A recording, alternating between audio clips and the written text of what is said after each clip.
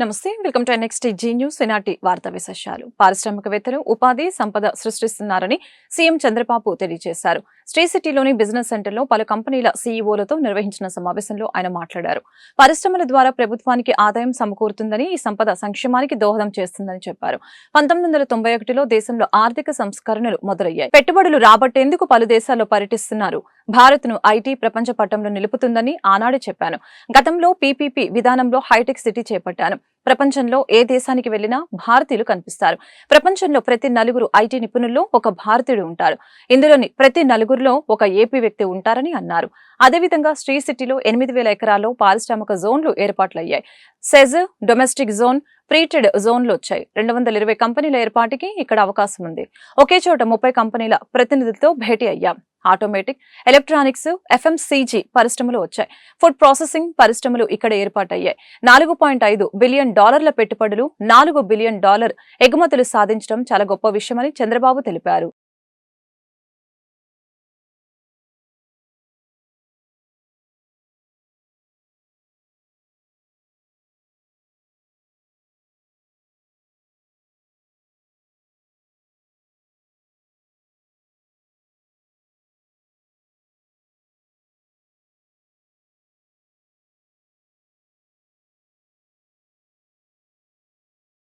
Platinum by becoming entirely carbon negative.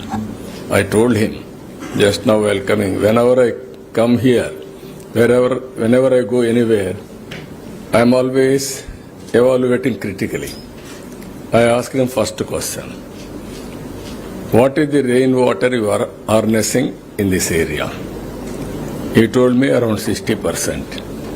I asked him, at the earliest he had to do 100% rainwater harnessing has to be done in this premises. Thereby greenery and so many advantages will come. That is where there won't be any water scarcity. Anyway, there is no water scarcity because this SEZ is very rich in all infrastructure facilities. 3 airports, 3 ports, for computation also from tomorrow onwards.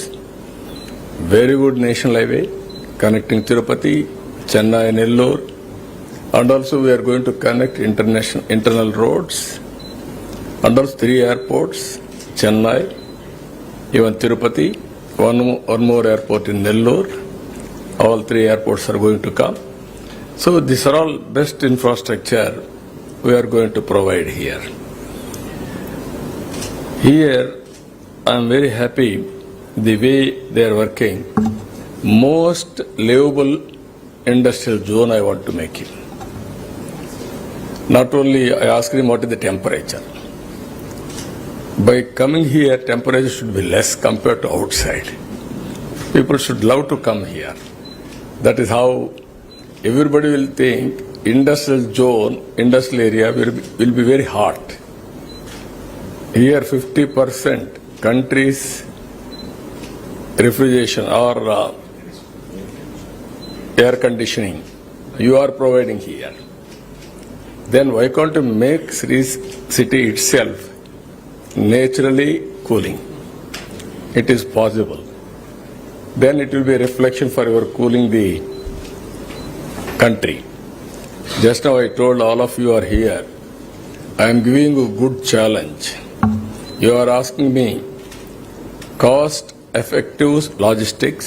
Deputy CM Pawan Kalyan రాష్ట్ర సచివాలయం నుంచి అధికారులతో video conference నిర్వహించారు. ఉపాధి హామీ పథకంలో చేపట్టవలసిన పనుల ఆమోదం కోసం గ్రామ సభ నిర్వహణ, అందుకు సంబంధించిన విధి విధానాలపై దిశానిర్దేశం చేశారు. ఈ నెల 23న రాష్ట్ర వ్యాప్తంగా అన్ని గ్రామ పంచాయతీల్లో గ్రామ సభల నిర్వహణ చేపట్టాలి. ఉపాధి హామీ పథకం పరిధిలో 46 రకాల పనులు చేపట్టవచ్చు. ఈ పథకం ద్వారా వేల కోట్ల నిధులు వెచ్చిస్తున్నా ప్రతి రూపాయిని బాధ్యతతో వ్యయం చేయాలి. ఉపాధి హామీ పథకం లక్ష్యం అందుకోవాలి. జిల్లా స్థాయి అధికారుల నుంచి మండల, గ్రామ స్థాయిలో ఉన్న అధికారుల వరకు ఈ పథకం అమల్లో బాధ్యత తీసుకోవాలి. సోషల్ ఆడిట్ విభాగం పగడ్బందీగా వ్యవహరించాలని, ఒకే రోజు ఈ గ్రామ సభ తీర్మానాలు చేయాలి అనేది చాలామంది కోరికది. పంచాయతీరాజ్ వ్యవస్థలో గ్రామ పంచాయతీల నుండి జిల్లా పరిషత్ వరకు పటిష్టంగా ఉన్నప్పుడే నిజంగా మనం అనుకున్న అభివృద్ధి సాధించగలుగుతాం. అందుకని దాంట్లో భాగంగానే ఆగస్టు 23 తారీఖున రాష్ట్ర వ్యాప్తంగా 13,326 గ్రామ పంచాయతీల్లో ఇప్పుడు ఇంతకుముందు ఎన్నడూ లేని విధంగా ఒకే రోజున గ్రామ సభలు నిర్వహిస్తూ ఉన్నాం. ఈ గ్రామ సభల్లో ఉపాధి హామీ పథకంలో ప్రతి కూలీ కుటుంబం సంవత్సరంలో 100 రోజులు పనిచేసే విధంగా అవగాహన కల్పించాలి. కూలీలకి ఉన్న హక్కులను తెలియజేయాలి.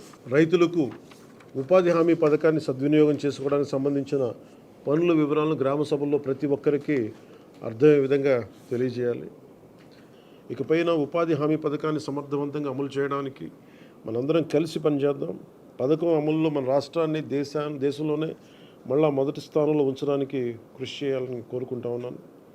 గ్రామాలను అభివృద్ధి చేసే మహాత్మా గాంధీ గారి కళలాగా గ్రామ స్వరాజ్యాన్ని స్థాపించాలి, ఆ దిశగా అడుగులు వేయాలని చెప్పి మీరందరూ కలిసి మాకు సహాయ సహకారాలు ఇవ్వాలని మనస్ఫూర్తిగా కోరుకుంటున్నాను.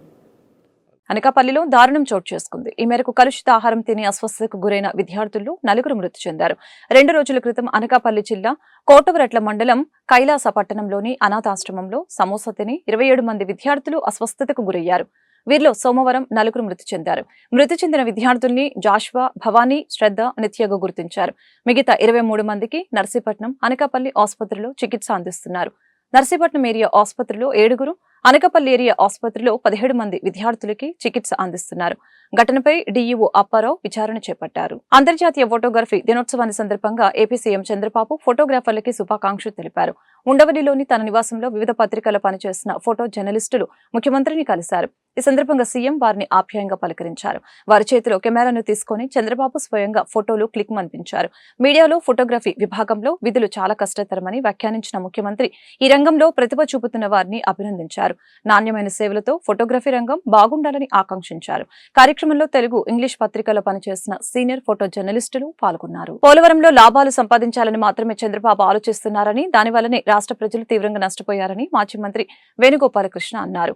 దీనికి తోడు తన అనాలోచిత నిర్ణయాల వలన మరింత నష్టం తెచ్చిపెట్టారని చంద్రబాబుపై ఆయన మండిపడ్డారు.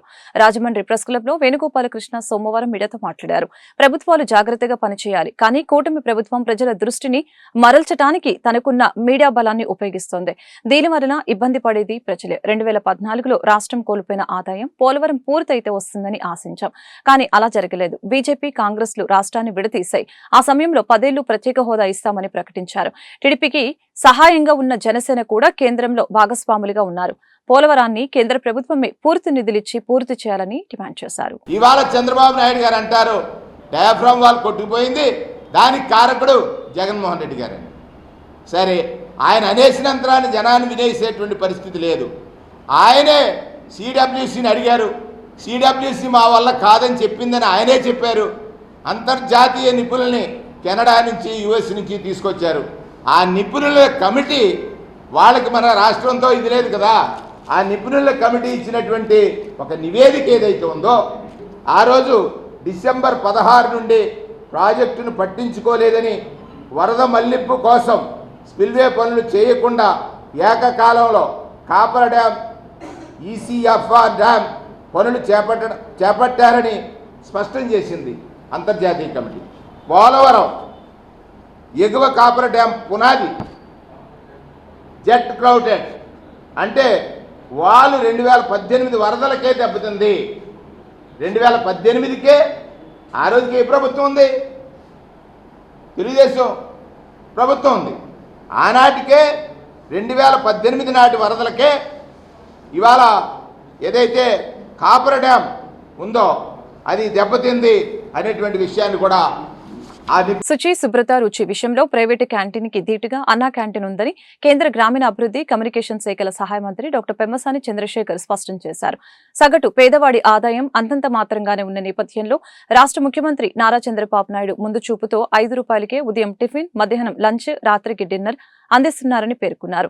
సీసీఎల్ ప్రొడక్ట్స్ అధినేత రాజేంద్ర ప్రసాద్ సహకారం అన్నా క్యాంటీన్లకి ఉంటుందని చెప్పారు. గుంటూరు ఆర్టీసీ బస్టాండ్, ఎన్టీఆర్ విగ్రహం సమీపంలోని అన్నా క్యాంటీన్ ని కేంద్ర సహాయ మంత్రి డాక్టర్ పెమ్మసాని చంద్రశేఖర్, గుంటూరు తూర్పు MLA Mohammed Nazeer Ahmed, CCL products అధినేత రాజేంద్ర ప్రసాద్ సోమవారం సందర్శించారు.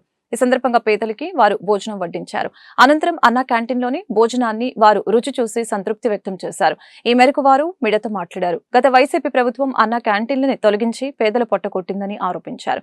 ఎన్నికల హామీలో భాగంగా ఎన్డీఏ కూటమి ప్రభుత్వం రాష్ట్ర వ్యాప్తంగా 103 అన్నా క్యాంటీన్లు ప్రారంభించిందని వివరించారు. అన్నా క్యాంటీన్ల నిర్వహణకి స్వచ్ఛంద సంస్థలు, దాతలు, పారిశ్రామికవేత్తలు విరివిగా సహకారం అందించాలని పిలుపునిచ్చారు. ఈ కార్యక్రమంలో నగర డిప్యూటీ మేయర్ షేక్ సజ్జీలా, స్థానిక టీడీపీ నేతలు పాల్గొన్నారు.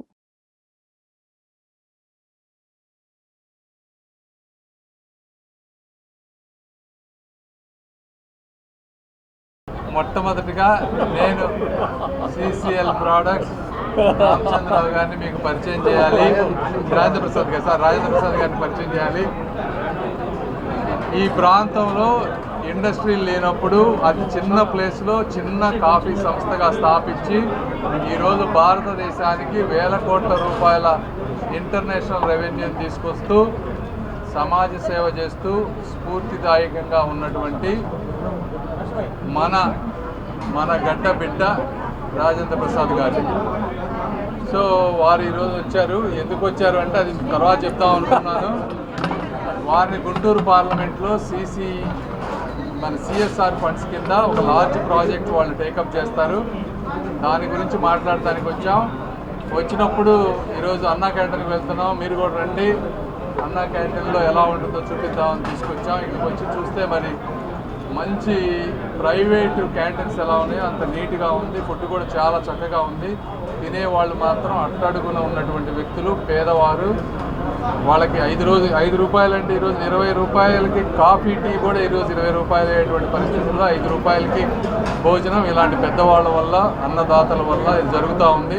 చంద్రబాబు నాయుడు గారి ముందు చూపు వల్ల.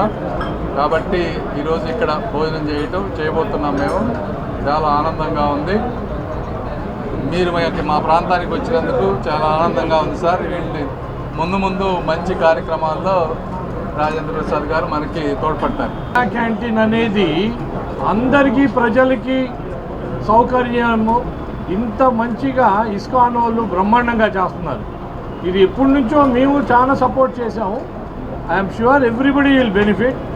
And like Chandrasekhar garu actually మన అందరికీ కూడా మెంబర్ ఆఫ్ పార్లమెంట్ కావడం మన అదృష్టం.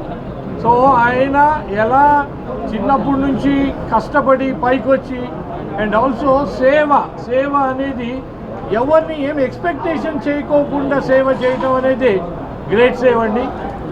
I wish everybody all the best. మీ ప్రభుత్వం ఏర్పడినటువంటి మొదటి రోజునే పేదల ఆకలి తీర్చడానికి ఒక మంచి నిర్ణయం తీసుకొని సూపర్ 6 కార్యక్రమంలో భాగంగా అన్నా క్యాంటీన్లు ప్రారంభించి రాష్ట్ర వ్యాప్తంగా 103 సెంటర్స్లో అన్నా క్యాంటీన్లు ప్రారంభించడం, దాని ద్వారా రోజుకు సగటున ఒక్కొక్క అన్నా క్యాంటీన్కి 350 మందికి 3 పూట్ల భోజనం పెట్టేటువంటి కార్యక్రమం.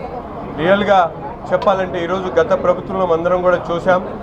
అన్నం పెట్టేటువంటి అన్నా క్యాంటీన్లు తీసివేసి ప్రభుత్వం ఏ విధంగా పేదవారి పొట్టగొట్టే కార్యక్రమం చేసిందో తిరిగి ఈరోజు కూటమి ప్రభుత్వం ఏర్పడ్డ తర్వాత ఎంత ఖర్చైనా పర్వాలేదు, ఒక మంచి భోజనం పేదవాడి పొట్ట నింపడానికి పెట్టాలనే ఆలోచనతో ఈరోజు ప్రభుత్వం తీసుకున్నటువంటి నిర్ణయం రాష్ట్రంలో ఉన్నటువంటి పేద మధ్య తరగతి ప్రజలందరూ, ముఖ్యంగా కార్మిక వర్గం, ఆటో కార్మికులు, అలాగే అన్ని రంగాలకు సంబంధించినటువంటి కార్మికులు ఈరోజు 5 రూపాయలకే టిఫిన్ కానివ్వండి, భోజనం కానివ్వండి, అలాగే 5 రూపాయలకి డిన్నర్ చేసేటువంటి కార్యక్రమాన్ని తీసుకోవడం జరిగింది. ఈ కార్యక్రమంలో భాగస్వాములైనటువంటి అనేక మంది కార్పొరేట్ సంస్థలు కానీ, ముఖ్యంగా అక్షయ పాత్ర వారికి కానీ, ప్రభుత్వం వారికి పేరున ధన్యవాదాలు తెలుపుతా ఉన్నాం. ప్రజా సమస్యల్ని పరిష్కరించడమే తొలి ప్రాధాన్యతగా జిల్లా అధికారులు తీసుకోవాలని కలెక్టర్ నాగలక్ష్మి స్పష్టం చేశారు. ప్రజా సమస్యల పరిష్కార వేదిక స్పందన కార్యక్రమానికి వచ్చే ఫిర్యాదుల్ని నిర్ణీత సమయంలోనే పరిష్కరించాలని ఆదేశించారు. లేని పక్షంలో శాఖపరమైన చర్యలు తప్పవని హెచ్చరించారు. గుంటూరు జిల్లా నలుమూలల నుంచి వచ్చిన బాధితులతో కలెక్టర్ గ్రీవెన్స్ సోమవారం కిక్కిరిసిపోయింది. తమ సమస్యల్ని పరిష్కరించాలంటూ బాధితులు జిల్లా కలెక్టర్ నాగలక్ష్మికి మొరపెట్టుకోవడం జరిగింది. ఈ సందర్భంగా వారు మీడియాతో మాట్లాడారు. ఆయా సమస్యల్ని తక్షణమే పరిష్కరించాలని సంబంధిత అధికారుల్ని కలెక్టర్ నాగలక్ష్మి ఆదేశించడం జరిగింది.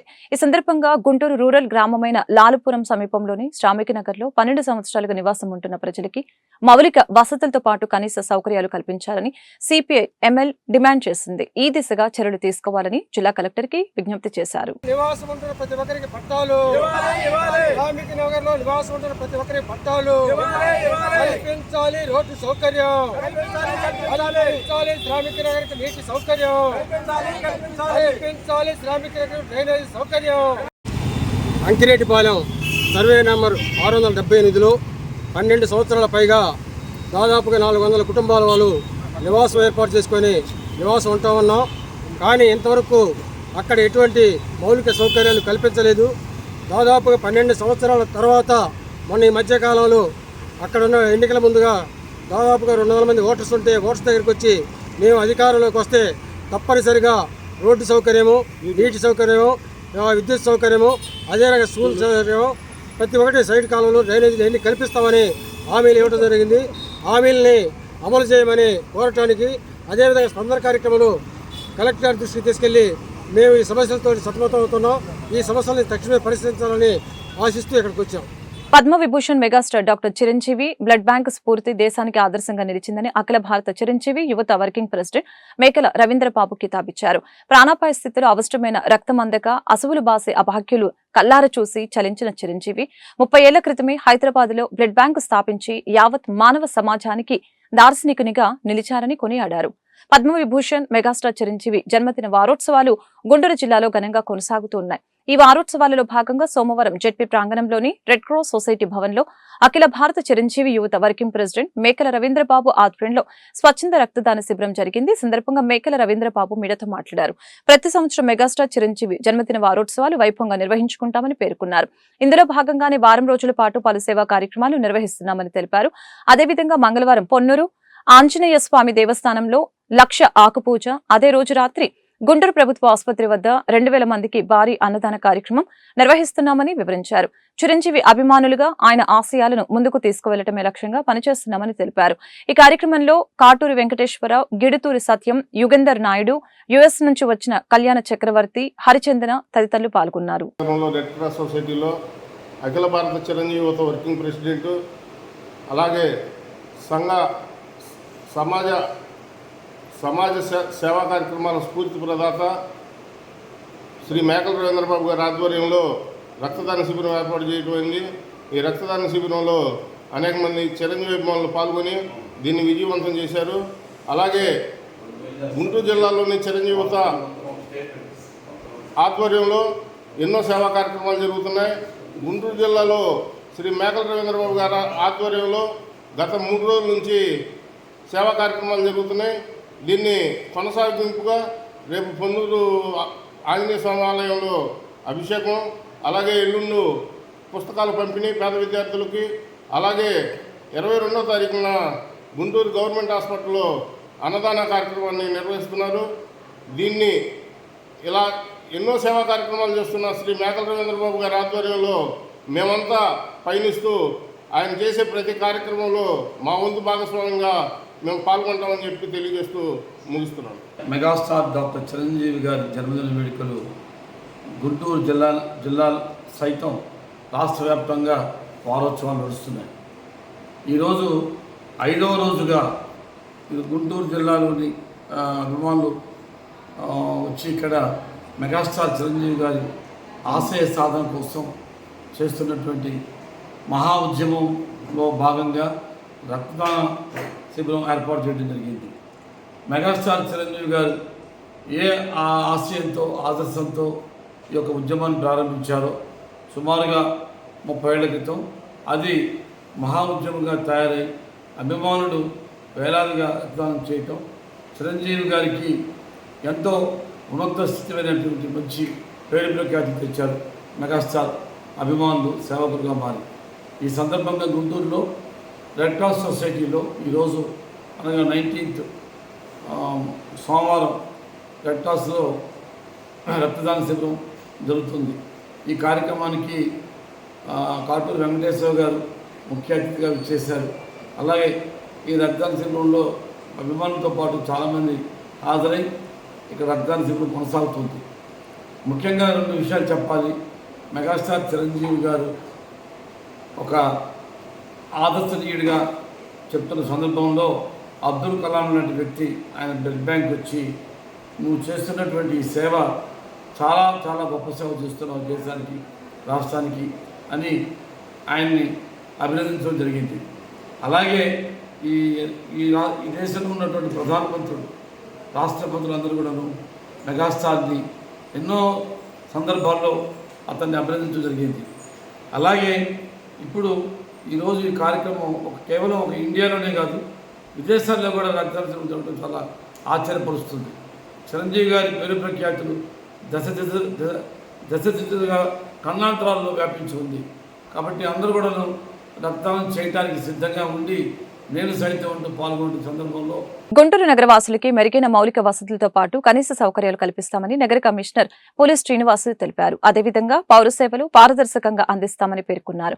ప్రజా సమస్యల పరిష్కార వేదిక స్పందన కార్యక్రమం గుంటూరు నగరపాలక సంస్థ కౌన్సిల్ మీటింగ్ లో సోమవారం జరిగింది. ఈ సందర్భంగా నగరానికి చెందిన పలువురు బాధితులు తమ సమస్యల్ని పరిష్కరించాలంటూ నగర కమిషనర్ పోలీస్ శ్రీనివాసులకి విజ్ఞాపన అందజేయడం జరిగింది. నగరవాసులు ఎదుర్కొంటున్న సమస్యల్ని తమ దృష్టికి తీసుకువస్తే తక్షణమే పరిష్కరిస్తామని సందర్భంగా భరోసా ఇచ్చారు.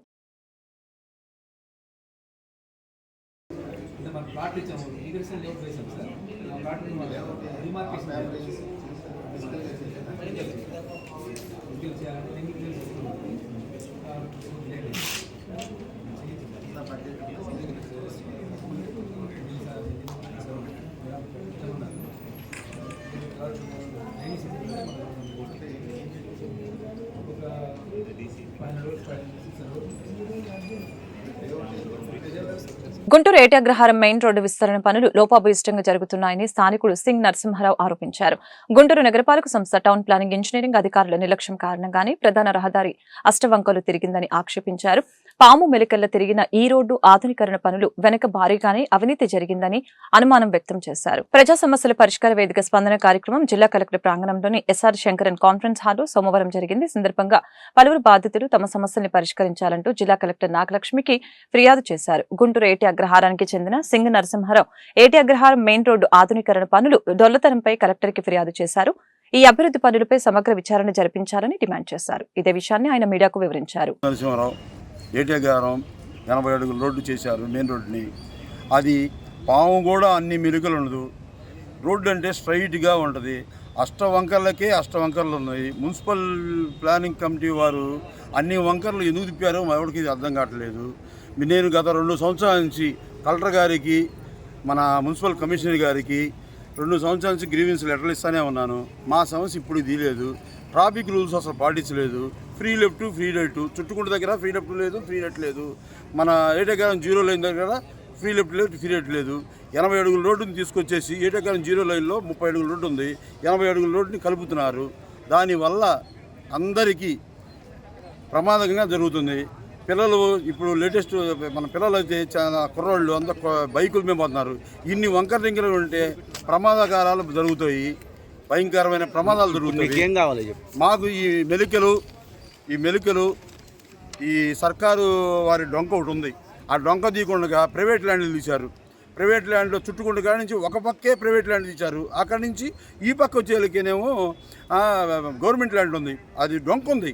ఆ డొంక తీయకుండా ఓన్లీ ప్రైవేట్ ల్యాండ్లు తీసేసి గవర్నమెంట్ సొమ్ముని దుర్వినియోగం చేస్తున్నారు. అప్పట్లో కొంతమంది కార్పొరేటర్లు అభివృద్ధి ఏదో జరిగిపోతుందని పాపం వాళ్ళ ఇష్టం వచ్చేది ఏంటంటే మున్సిపాలిటీ వాళ్ళు, టౌన్ ప్లానింగ్ వాళ్ళు ఏం చెప్పినా వాళ్ళు అభివృద్ధి కోసం చేస్తున్నారు కదా అని వాళ్ళు సహకరించారు. కానీ ఏంటంటే అన్యాయం జరుగుతుందని నేను 2 సంవత్సరాలు చెబుతున్నా. ఇది వంకలు టింకలకే వంకలుగా ఉంది. పాము కూడా అన్ని మెలికలు ఉండదు.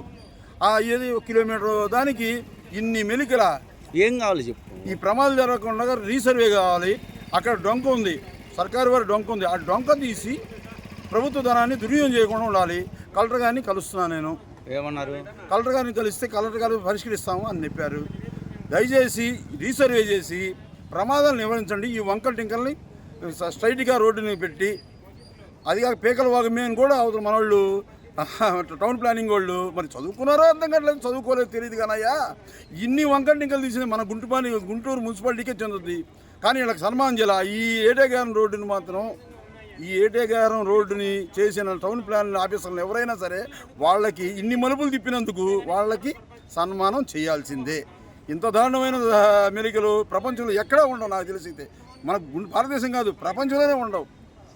అది దయచేసి మున్సిపల్ కమిషనర్ గారు కానీ కలెక్టర్ గారు కానీ అక్కడ రీసర్వే చేసి సర్కారు వారి డొంకుంది, ప్రభుత్వ ధనాన్ని దుర్వినియోగం చేయొద్దు. ఈ వార్తలు ఇంతటితో సమాప్తం. మరొక బులెటిన్ మళ్ళీ కలుద్దాం. నమస్కారం.